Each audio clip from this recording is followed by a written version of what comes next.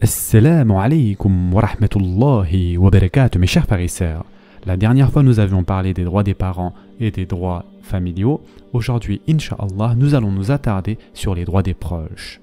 Mes chers frères et sœurs en islam, comme vous le savez, entretenir des relations avec ses proches et les protéger est un des principes auxquels notre religion attache une grande importance. En fait, c'est un acte directement lié à la foi, car le prophète sallallahu alayhi wa sallam a dit « Celui qui croit en Allah et au jour dernier doit faire du bien à ses proches ». Et ce hadith a été rapporté par Bukhari et Muslim. Allah Azza wa Jal a fait en sorte que les proches héritent les uns des autres et a renforcé les liens entre eux avec certains droits et devoirs.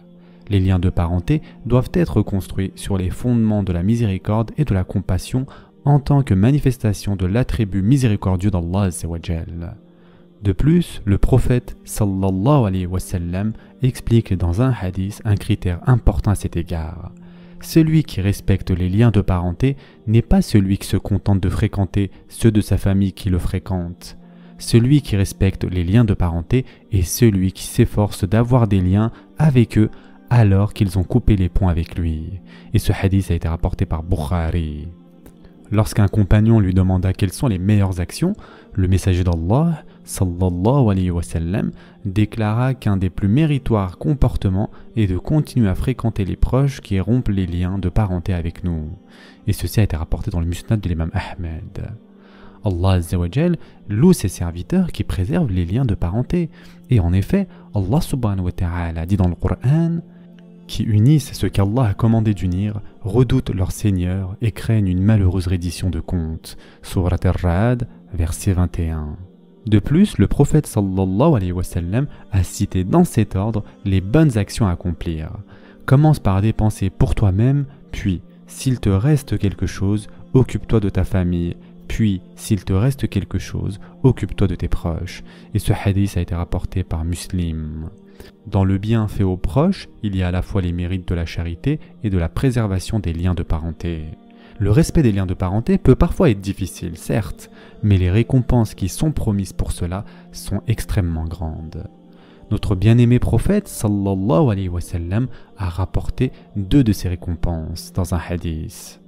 Celui qui veut voir sa subsistance augmenter et sa vie prolongée doit veiller sur ses proches. Et ce hadith a été rapporté par Bukhari et Muslim.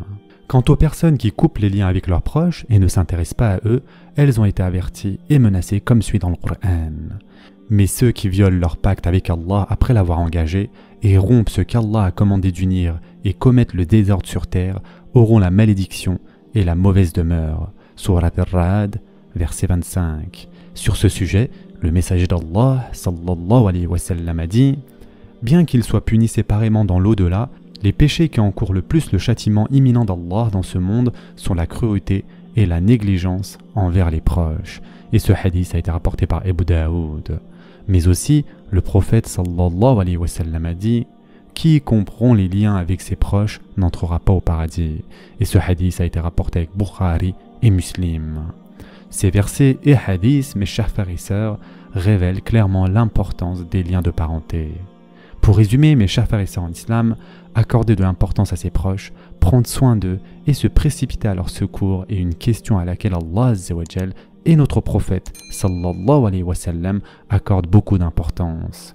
L'aide la plus importante qui puisse leur être apportée est de les assister dans la construction de leur royaume spirituel en leur conseillant toujours le bien et la bonté.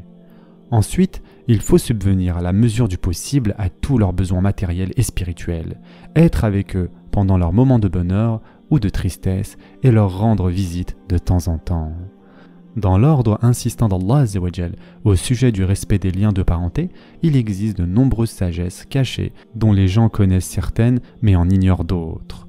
Notre devoir est de renforcer nos liens de parenté en obéissant de tout corps au commandement de notre Seigneur et de n'attendre que de lui la récompense. Ce sera tout pour aujourd'hui.